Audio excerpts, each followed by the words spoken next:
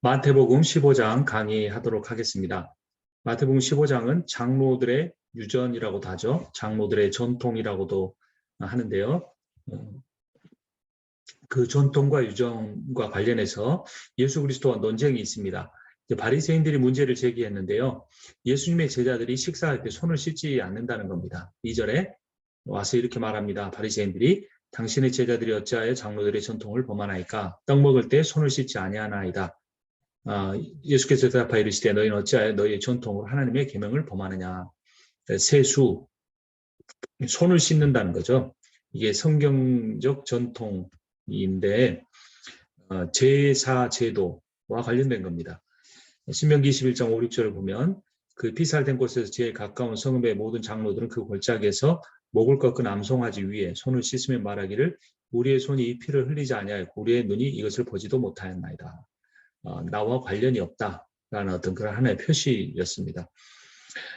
전통이라는 말은요, 파라도시스인데 조상적부터 구전으로, 그러니까 말로 내려오는 일종의 행위법입니다. 장로들의 유전이라고도 하죠. 바벨론 포로 이후에 랍비들이 고대 전승 자료를 바탕으로 유대교인의 생활 규칙을 정리한 문서들입니다. 또한 제사장이 제사 직무를 행할 때 물두멍에 손을 씻는 예식으로 출애굽기 40장 30절에 나오기도 합니다. 그런데 예수 당시에 유대인들이 이걸 어떻게 바꿨느냐? 식사할 때 또는 공기도를 할 때 손을 씻는 의식으로 바꿨습니다. 종교적 정결이라는 면과 위생적 청결이라는 면을 동시에 만족시키려고 했던 거죠. 그래서 사용할 물의 양까지 해서 물을 한 바가지 정도 쓰면 정결해지고 반 바가지를 쓰면 정결해지지 않고 이렇게까지 만들었습니다. 성경이 없는 내용을 그들이 이렇게 쌓아 나간 거죠. 그리고 이제 나중에 그 사람의 법이 그 율법을 완성하신 하나님의 아들 예수 그리스도까지 판단하고 있는 겁니다. 사람의 경험도 중요하고 교회의 전통도 중요하지만 하나님의 말씀보다 앞서서는 안 되는데 지금 이렇게 된 거죠. 이게 이제 바리새인들의 이중성, 이제 예수님에 대해서 이렇게 지적을 하니까 사람의 전통 가지고 말씀이신 예수와 그의 제자를 잘못을 정죄하니까 예수님 말씀하시기를 그들의 바리새인들의 이중성을 드러냅니다. 바리새인들은 하나님께 드림이 되었다고 하면서 부모에게 효도하는 명령을 지키지 않았어요. 예, 하나님께 드림이 되었다가 고르반인데 고르반이라고 하면서 이렇게 말합니다. 하나님이 부모보다 더 크시다. 하나님에게 하는 것이 우선이다. 하나님에게 한 뒤에 부족하면 부모에게는 안 해도 된다. 이랬습니다. 그래서 예를 들어서 뭐 재산이 뭐 100만 원이 있다. 재산이 아니라 돈이 100만 원이. 근데 이 100만 원을 다 하나님께 바치겠습니다. 그러는 거예요. 그러면 나머지 부모에게 바칠 돈은 없는 거죠. 그래도 성전에 바치겠다고 하니 그렇게 하라고 하는 거죠. 근데 나중에 다 바치겠다고 하는 약속을 어기고 절반만 성전에 바치고 나머지 절반은 부모를 섬기는 데 사용하지 않고 자기가 갖는 이런 식의 참 유치하고도 그런 어떤 합당하지 않는 그런 행위를 했던 겁니다. 그래서 사람이 만든 이런 제도를 가지고 부모를 공경하라라고 하는 이 하나님의 말씀을 어기지 않는 이 고르반의 현상, 예수님께서 지적하시는 겁니다. 손을 씻는 것도 마찬가지라고 하는 거죠. 그래서 마태복음 9장 11절을 보면 사람이 아버지에게나 어머니에게 말하기를 내가 드려 유익하게 할 것이 고르반, 곧 하나님께 드림이 되었다고 하기만 하면 그만이라 하고 자기 아버지나 어머니에게 다시 아무것도 하여 드리기를 허락지 아니한다. 이런 거죠. 그런 어떤 그 이중적인 바리새인들의 모습을 예수님께서 잘 알고 계셨던 거죠. 그들은 출애굽기 20장 12절에 부모를 공경하라. 그리하면 하나님 여호와가 내게 준 땅에서 내 생명이 길리라 하는 이 말씀을 지키지 않은 겁니다. 출애굽기 21장 17절에는 자기 아버지나 어머니를 저주하는 자는 반드시 죽일지니라 라고까지 했는데 그 말씀을 지키지 못한 거죠. 그런 사람들을 뭐라고 하냐, 외식한다라고 하는 건 히포크레이트이죠. 외식이라는 거는 겉으로는 경건한데 속으로는 악하고 이기적인 모습을 갖고 있는 겁니다. 이게 우리 기독교인들이 가장 주의해야 될 모습이죠. 이 외식하는 자, 히포크리테스라는 말은 원래 배우를 의미합니다. 배우가 요즘 예능이 유행하니까 그 배우들의 본 모습을 보는 거예요. 배우들이 영화에서 뭐 의사가 나오는 영화 같으면 아주 의학 용어를 잘 사용하는 인류 그 의사의 모습으로 나오는데 예능에서 보면 참 아는 게 별로 없어요. 상식이. 그가 연기할 때 외식한 거죠. 그런 용어, 배우가 연기하다는 용어를 가지고 종교인들의 모습을 예수님께서 지적하시는 겁니다. 그래서 입술로는 하나님을 공경한다라고 연기를 하는데 그 마음은, 그의 실상은 하나님으로부터 굉장히 멀어져 있는 거죠. 그래서 하나님의 말씀이 아닌 사람의 계명으로 가르치기까지 이제 박혀버린 겁니다. 그래서 예수님께서 이제 그들의 이제 고르반을 가지고 그들의 손 씻는 전통을 지적하신 다음에 이번에는 예수님께서 더 본질적인 문제를 말씀합니다. 그러니까 너희들이 왜 손을 이렇게 씻어야 한다고 하느냐? 제사 때나 씻었던 거를 왜 밥 먹을 때마다 씻으라고 하느냐? 이게 너희들이 입으로 들어가는 것이 사람을 더럽게 한다. 이렇게 생각을 하기 때문이라는 거예요. 그런데 예수님은 입으로 들어가는 것은 다 배설되어 버리기 때문에 씻지 않은 손으로 먹는다고 사람 자체가 더러워지지 않는다라는 거예요. 그렇죠? 뭐 이렇게 손 안 씻고 먹어서 병균이 들어가도 다 배설이 결국 되는 거예요. 그래서 그러면 뭐가 정말 그 사람을 더럽게 하느냐라고 하면 마가복음 7장 19절에 마음으로 들어가지 아니하고 배로 들어가 뒤로 나감이라 음식물 깨끗하다. 그러니까 뭐가 더럽게 하느냐? 이 마음 자체가 더러운 것.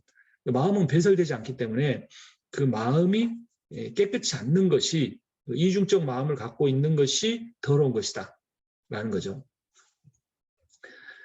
그러면 음식은 어떤가? 이제 지금 손 씻는 문제와 관련해서 음식으로 인해 더러운 게 들어간다고 그랬는데 예수님께서는 그렇지 않다고 말씀하셨고, 사도 바울도 디모데전서 4장 3절을 보면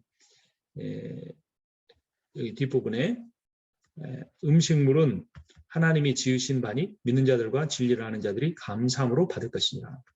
로마서 14장 20절 음식으로 말미암아 하나님의 사업을 무너지게 하지 말라. 만물이 다 깨끗하되, 만물이 모든 음식이 다 깨끗하되 거리낌으로 먹는 사람에게는 악한 것이라. 고기도 먹지 아니하고 포도주도 마시지 아니하고 무엇이든지 내 형제로 거리끼게 하는 일을 아니함이 아름다우니라. 그러니까 그 음식 자체는 깨끗한데 누군가 내가 그 음식을 먹는 거, 고기, 우상에게 바쳐진 고기, 또 술 먹는 걸로 인해 시험 들 것 같으면 그렇게 하지 말아라. 그러나 음식 자체는 깨끗한 것이다 라고 말씀한 겁니다. 그러니까 음식이 사람을 더럽히지 못해요. 사람의 마음이 사람을 더럽히는 겁니다.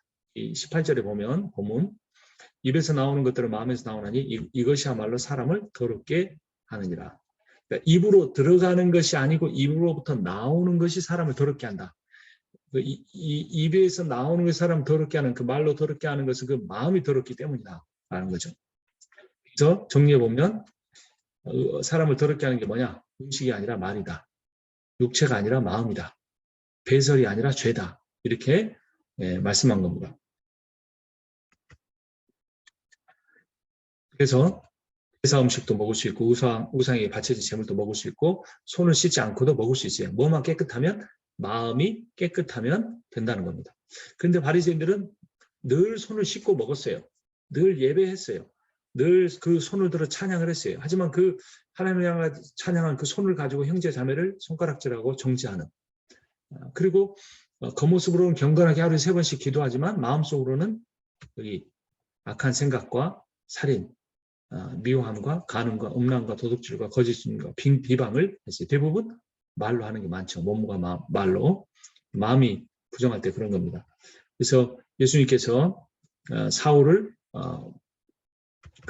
택하지 않으시려고 했던 것도 외모를 보지 않고 중심을 보시기 때문이다. 마음을 보기 때문이다. 부패한 것은 마음이다. 바리새인 너희들 아무리 경건한 척해도 마음이 하나님을 향하고 있지 않다라는 겁니다. 마태복음 5장 8절에 팔복에 마음이 청결한 자는 복이 있나니 하나님을 볼 것이다. 저는 요즘 참 하나님을 보지 못하고 사는 시간이 많습니다. 저의 어떤 그 목회 현장과 관련된 기도 제목들에 대한 간절함은 있지만 그것을 넘어서서 그 모든 것을 주관하시는 제 목회의 목적이 되시는 하나님을 보고 싶은 마음에 대한 간절함은 상대적으로 적은 것을 경험합니다. 어떻게 하면 하나님을 볼까? 마음이 청결해야 합니다. 자, 마음이 청결하다. 청결에 해당되는 이 단어가 카타르시스인데요. 카타르시스는 세척을 통해서 깨끗해진 상태를 의미합니다. 그러니까 타고난 마음이 청결한 게 아니에요. 자신의 부정함을 인정해야 합니다. 그리고 하나님의 깨끗하심을 입어서 하나님과 관계가 회복된 상태입니다. 그러니까 하나님을 보기를 간절히 원하는 사람은 하나님의 은혜로 말미암아 마음이 깨끗해지고 하나님을 볼 수 있게 되는 겁니다. 그래서 손을 깨끗이 하려고 하기보다 마음을 깨끗하게 하려고 해야 돼요. 종교적 예식보다 내 일상의 삶에서 하나님과 동행하려고 하는 그런 간절한 마음이 있어야 합니다. 그래서 이렇게 바리새인들처럼 손 씻지 않는다고 다른 사람 정죄하고 마음으로는 그 사람을 미워하는, 하나님을 깊이 사랑하지 않는 그런 마음을 갖고 있는 사람들은 어떻게 된다? 뽑힐 것이다. 예수께서 이르시되 심은 것마다 내 하늘아버지께서 심으시지 않은 것은 뽑힐 것이다. 그러나 이 나라 시민들은 바깥 어두운 데로 쫓겨나서 거기서 울며 이를 갈 것이라. 그래서 이제 뽑히는 걸 두려워야 되는데 이거는 뭐 지금 당장 실현되지 않았잖아요. 그러니까 이 믿음이란 아직 실현되지 않은 종말의 때를 앞당겨 사는 거예요. 요즘 어떻습니까? 악인이 잘 되는 사회잖아요. 한국에서 50억을 퇴직금으로 받은 사람이 있는데 대리로 한 3년, 5년 일하고 50억을 그 퇴직금으로 받았는데 그 아버지가 그 퇴직금을 준 회사의 그 어떤 운명을 좌우할 수 있는 그 일에 관련돼 있었어요. 그런데 아버지하고 아들이 그 경제 공동체가 아니다. 뭐 증거가 없다. 이래서 무죄 판결이 났습니다. 50억에 대해서. 그러니까 악인들이 잘 되는 거예요. 그건 예로 들었을 뿐 제가 뭐 그 사람들 악인인지 아닌지 제가 판단할 수 없습니다. 그건 하나 예로 들었고 실제적인 악인이 있는데도 그런 악인들은 잘 됩니다. 또 외식하는 사람들은 경건하다고 말을 듣습니다. 그런데 그런 시대를 우리가 본받지 않아야 합니다. 왜냐하면 그들은 하나님의 심판을 받을 것이기 때문에 그렇습니다. 그래서 예수께서 말씀하신 대로 내 하늘 아버지께 심으지 않은 것은 다 뽑힌다. 이 믿음이 있어야 돼요. 그 바리새인들과 대조되는 사람이 등장을 합니다. 가나안 여인인데요. 자, 22절 보면 가나안 여자 하나가 그 중에서 나와 소리질러 이르되 주 다윗의 자손이여 나를 불쌍히 여기소서 내 딸이 흉악하게 귀신 들렸나이다 하되 예수를 주 다윗의 자손으로 부릅니다. 그 하나님께서 누구죠? 다윗에게 언약을 주셨죠. 내 수완이 차서 내 조상들과 함께 누울 때 내가 내 몸에서 내 씨를 내 뒤에 세워 그의 나라를 견고하게 하리라. 그래서 내 씨가 뭡니까? 제라라고 하는 히브리어죠. 이 제라는 창세기 3장 15절에 여자의 후손이 너의 뱀의 후손의 머리를 밟을 것이다 할 때 후손이 제라입니다.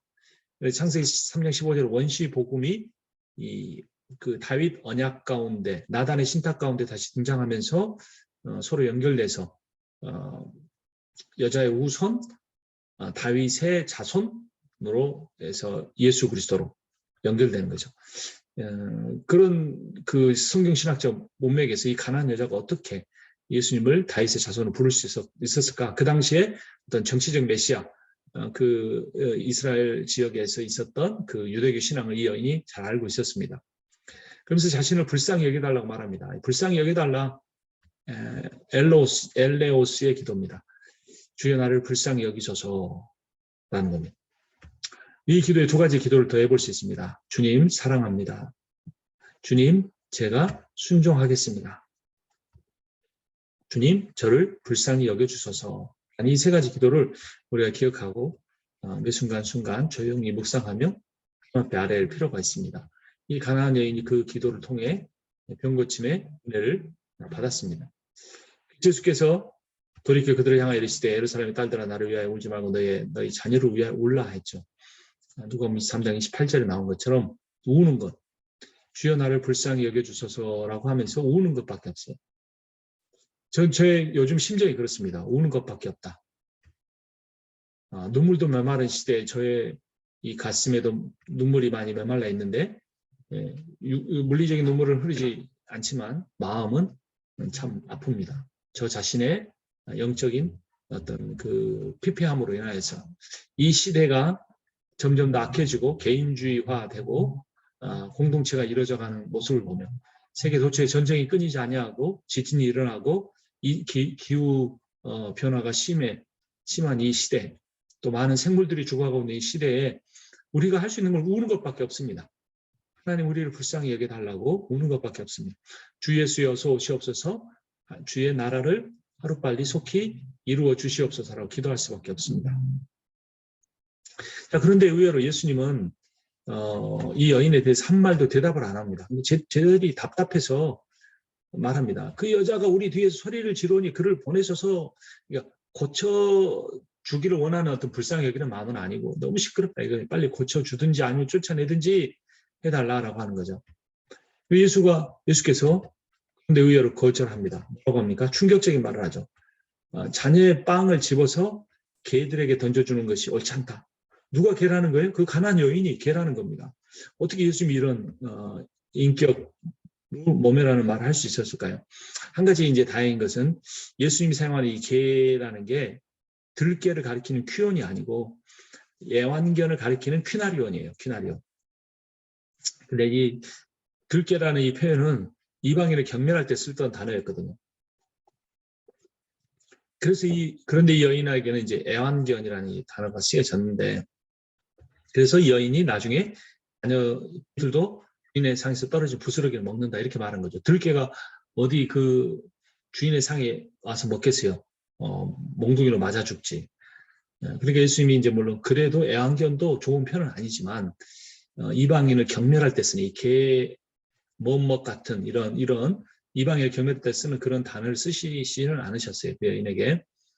그럼에도 불구하고 우리가 이렇게 어떤 질문을 하게 되죠. 왜 예수님께서 여인의 발의 병을 고쳐주지 않으셨는가? 여기서 보면 선교 원칙 1, 2가 나오는데요. 먼저는 누구에게? 유대인에게 복음을 전해야 합니다. 그게 하나님의 뜻이에요. 그리고 두 번째, 이방인에게 복음을 증거하는 겁니다. 왜냐하면 예수님은 유대인의 잃어버린 자들을 먼저 위해서 왔거든요. 그렇지만 결국에 세계 선교의 과업을 주실 거기 때문에 성령을 통해서 먼저 유대인에게 복음을 전파해야 됩니다. 그리고 그들이 받아들이지 않을 때 이제 이방 지역을 향해서 또 이제 예수님의 제자들이 성령 충만하여 보내지는 거죠. 마태복음 28장 19절 20절 그러므로 너는 가서 모든 족속으로 제자를 삼아 아버지 아들과 성령의 이름을 세례를 주고 내가 너에게 분본 모든 것을 가르쳐 지키게 하라. 볼지어다 내가 세상 끝날까지 너희와 항상 함께 있으리라 하시니라. 자, 그러니까 예수님께서는 사역의 기준이 항상 자신의 뜻과 때가 아니라 하나님의 뜻과 하나님의 때예요. 이게 포인트예요. 치유하는 거 하나님의 뜻이잖아요. 복음 증거하는 거 하나님의 뜻이잖아요. 근데 하나님이 기다리라고 하면 기다려야 돼요. 순서를 내가 생각할 때는 A를 먼저 하고 B를 하는 게 논리적이고 상식적이고 효율적이고 종교적이고 영적이고 보일지 모르지만 하나님이 B를 하고 그 다음에 A를 하라고 하면 우리는 그 순서를 바꿔야 돼요. 결과도 중요하지만 결과보다 과정을 하나님은 중요하게 여기세요.